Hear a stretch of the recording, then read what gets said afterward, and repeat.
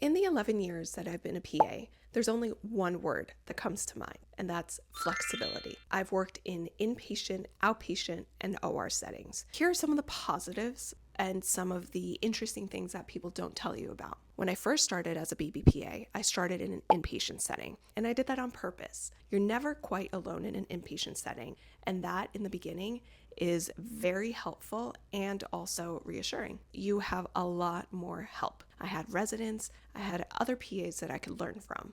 Working in the inpatient setting, what I thought was amazing was the schedule. I got to work 3/12s and I had 4 days off to myself, which I used to work out and honestly just to live life and enjoy.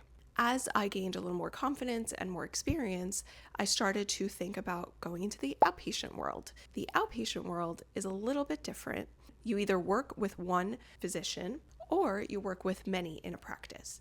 And you also have your own set schedule. The reason why I would say that you need a little more experience and more autonomy in the outpatient setting is because you don't always have someone there to help you. The physician is just as busy as you are, so you have to see one patient after the other. The OR setting is special. If you have one surgery or 2 surgeries, that could basically take up your entire shift. You're either first assisting or you're retracting. If you're doing robotic surgery, you're typically there the entire surgery, whether it's a 2-hour procedure to 6-hour procedure. In the OR setting, it's a little more structured and a little less flexibility because you can't just leave in the middle of a surgery. You have to start and you have to finish. I've loved working in all three, and each one has pros and cons. At the moment, I'm working with a mix of outpatient and inpatient.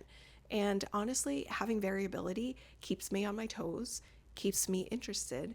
I love the flexibility that it allows. This profession really is the best. Please comment, like, and share below. Let me know if there's any other questions you have about the PA profession.